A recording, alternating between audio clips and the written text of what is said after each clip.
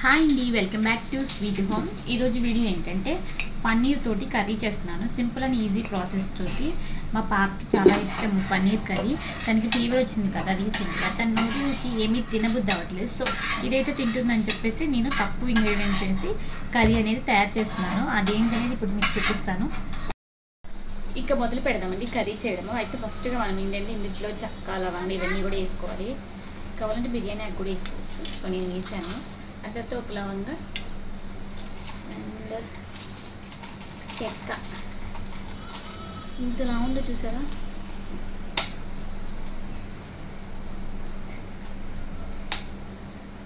చిన్నది వేసుకొని ఇందులోనే ఆనియన్స్ కూడా వేసుకోవాలి.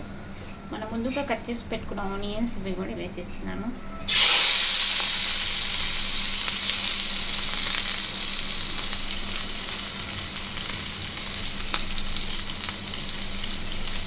నేను పన్నీర్ ఫ్రై చేయను, ఎందుకంటే తను మళ్ళీ తినదు, గట్టిగా ఉంటుంది. సో వీటిని కొద్దిగా ఉప్పు పసుపు వేసి పెట్టుకోవాలి. ఇందులోకి తగినంత ఉప్పు కూడా వేసుకోవాలండి, మన టేస్ట్కి ఎంత అయితే అంత. ఈ మధ్య బీపీ పెరిగి తక్కువ వేస్తున్నాను ఉప్పు. నేను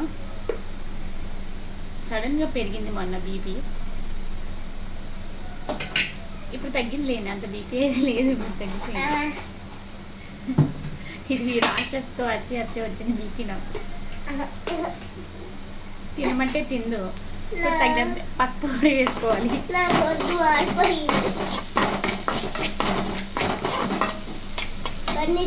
తినమన్నా తింటే కానీ ఐసులు తిని తెచ్చుకుంది. సో ఇప్పుడు ఇవి కుక్ అయిపోయినాయి. ఇప్పుడు పన్నీర్ ముక్కలు కూడా వేసేసుకోవాలి. ఇది నేను ఇంట్లో చేసిన. ఇప్పుడు దీంట్లో తగినంత కారం కూడా వేసుకోవాలి. కొంచెం వేస్తున్నా, పిల్లలు తెలియదు కాబట్టి. కొంచెం ధనియా పౌడర్ కూడా వేసేస్తాం. దీంట్లో కొంచెం వాటర్ పోసుకోవాలండి, దగ్గర పడే పోసుకొని తీసుకోవడమే అంతే. వాటర్ పోసి కుక్ కావాలండి. దగ్గర పడిన తర్వాత కొత్తిమీర ఉంటే సరిపోతుంది, అయిపోయినట్టే కర్రీ. నేను కొత్తిమీర ఉందో లేదో చూస్తాను.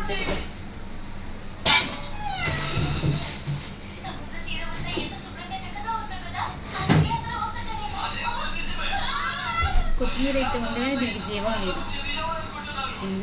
ఇప్పుడు దీన్ని కట్ చేసి నేను కర్రీలో కర్రీ అయిపోయింది. చూడండి, కొత్తిమీర కూడా వేసేస్తున్నాను. రెడీ అయిపోయిందండి కర్రీ. ఈ గిన్నెలు చూసి భయపడకండి. మా హస్బెండ్ మేము గొడవ అయినప్పుడు మా హస్బెండ్ ఏం చేయలేక గిన్నెలు మేము చూపించాను. అందువల్ల ఇవన్నీ కూడా సొట్టలు పడిపోయినాయి పాపం. అదే కర్రీ కుక్ అయిపోయింది. ఇంకా తినేద్దామా. రెడీ అయిపోయింది. ఇప్పుడు మా పాపకి పెట్టేస్తాను. Okay bye. నచ్చితే ఛానల్ని సబ్స్క్రైబ్ చేసుకోండి.